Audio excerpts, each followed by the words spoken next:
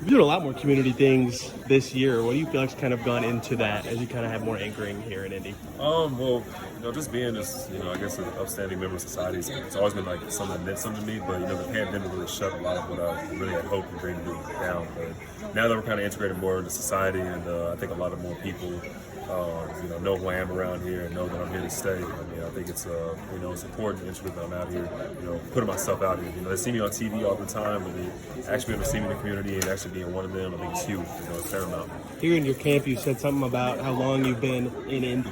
How much has that kind of shaped what you wanted to do with the community? I'm really a resident, man, for real. I just pay my taxes like everybody else, and I've lived here since I was a teenager. So it just boils deep, with me personally, because I'm obviously in a fortunate position in my life, and it's only right that I get back and try to inspire other people around the community, especially the youth, try to do the same thing.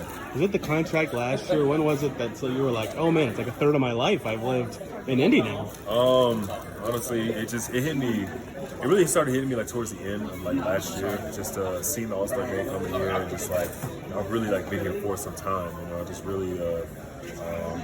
Even when I just renewed the lease on like my actual house and whatnot, and got myself right, I was like, yeah, I'm a resident in this one, so it's pretty cool. How did this come together with your W.A.R.M Foundation and this event?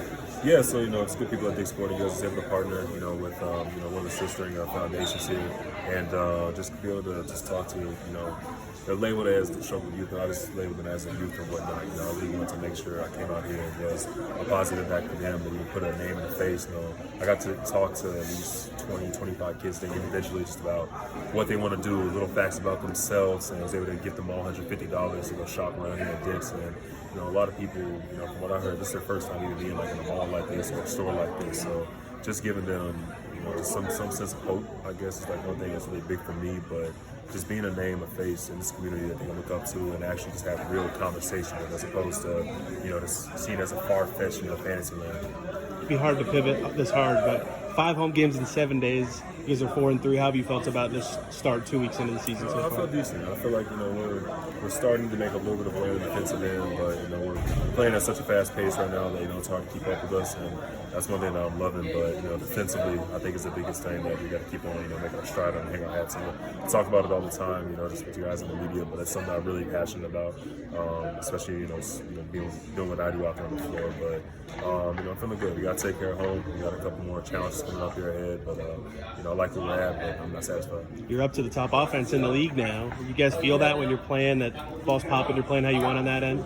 Yeah, when you're in the game and you see 6 or 7 guys in double figures, like that's fun basketball. And that's how it's supposed to be played. And we got Head of Snake and Tyrese, distributing most of that. But the fact that so many people are involved and so many people feel good night in and night out, it just adds the overall vibe and chemistry of our team.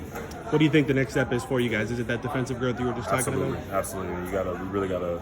When we start playing, the better teams around the league, we know we're gonna score. We're not gonna be able to just outscore everybody. But we gotta make a stand at some point, whether it's like getting 3 stops in a row at some point, or challenging ourselves to make other teams call the first timeout. Stuff like that is huge. To that end, do you feel the new scheme kind of settling in? Everybody's knowing what they're doing a little bit better with what you're doing on that end? Yeah, it's getting there. I think that having new players, having a new scheme, and having just a new overall mindset when it comes to the defensive thing, it's gonna take some time to adjust. But we can't just keep coming in, week in and week out, being like, oh, we got time. Because the season eventually dwindles, and we just gotta continue to put our best foot forward. What's next planned for you in the community event calendar? I do a lot of stuff with W.A.R.M, coming up. I know towards the end of December, obviously I'll have my drive returners block. We'll put together the bags and whatnot.